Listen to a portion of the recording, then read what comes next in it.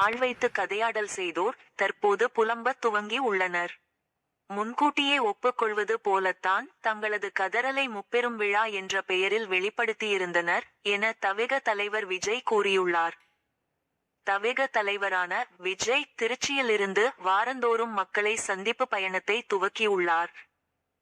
இந்நிலையில் திமுகவினருக்கு முதல்வர் ஸ்டாலின் எழுதிய கடிதத்தில் பழைய எதிரிகள் புதிய எதிரிகள் என எந்த கொம்பனாலும் திமுக எனும் கொள்கை உறுதிமிக்க எஃகு கோட்டையை தொட்டு கூட பார்க்க முடியாது என குறிப்பிட்டு இருந்தார். இது தொடர்பாக தவிக தலைவர் விஜய் வெளியிட்ட அறிக்கையில் கூறியுள்ளதாவது: விஜய் வெளியே வரவே மாட்டான், மக்களை சந்திக்கவே மாட்டான் என்று ஆள்வைத்து கதையாடல் செய்தோர் இப்போது வெவ்வேறு விதங்களில் புலம்பத் தொடங்கி உள்ளனர்.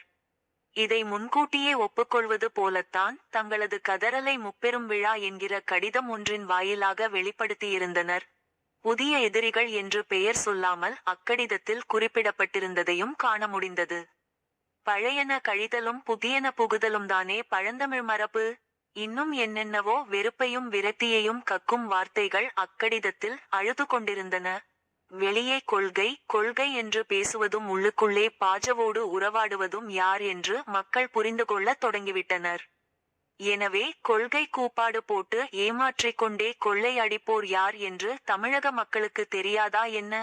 போய் வாக்குறுதிகளை அள்ளி அள்ளி தெளித்து மக்களை நம்ப வைத்து ஏமாற்றி ஆட்சிக்கு வந்துவிட்டு கேள்வி கேட்டு தங்களது உரிமைகளுக்காக போராட வரும் அதே சாமானிய மக்கள் மீது அடக்குமுறையை ஏவிவிடுபவர் யார் என்றும் தமிழக மக்களுக்கு தெரியாதா என்ன? தமிழகம் தாண்டியும் தவிகவுக்கு உருவாகி இருக்கும் தன்னெழுச்சியான புத்தெழுச்சி இப்போது அவர்களை ஏக்கத்துக்கும் குமுற வைத்துள்ளது.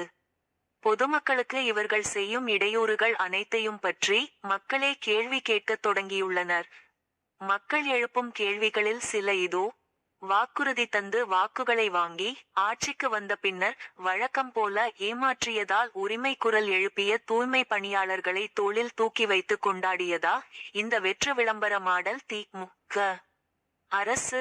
மாறாக கைது செய்து தூக்கிச் சென்று அடக்கி ஒடுக்கித்தானே மகிழ்ந்தது. அங்கன்வாடி பணியாளர்களின் போராட்டத்தை அன்போடு கனிவோடு அணுகியதா இந்த அவலமிகு தி.மு.க. அரசு?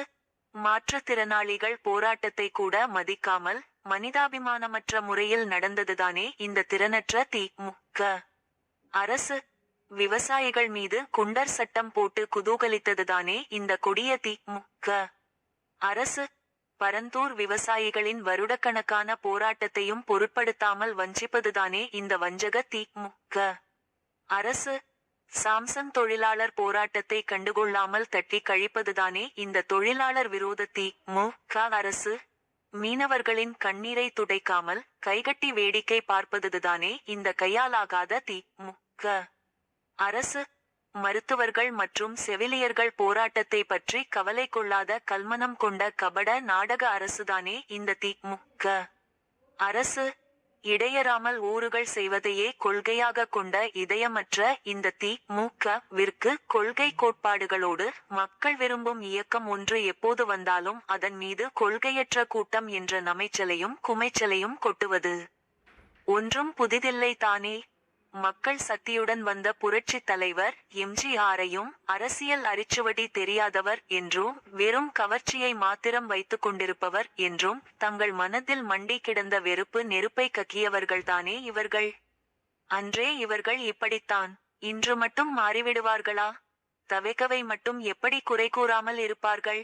யார் எத்தனை கூப்பாடு போட்டாலும் எப்படி கதறினாலும் எத்தகைய வெறுப்பை கக்கினாலும் நாம் முன்னேறிச் செல்வோம். பிறப்போக்கும் எல்லா உயிர்க்கும் என்ற உயரிய அடிப்படை கோட்பாட்டோடு மதச்சார்பற்ற சமூக நீதி என்ற மகத்தான கொள்கையோடு பாதை வகுப்போம். 2026 சட்டசபை தேர்தலில் 1967 1977 தேர்தல்களில் நிகழ்ந்ததை போல மாபெரும் வெற்றி விளைவை மக்கள் சக்தியின் பேராதரவுடன் நிச்சயம் நிகழ்த்தி காட்டும். இவ்வாறு அந்த அறிக்கையில் விஜய் கூறியுள்ளார்.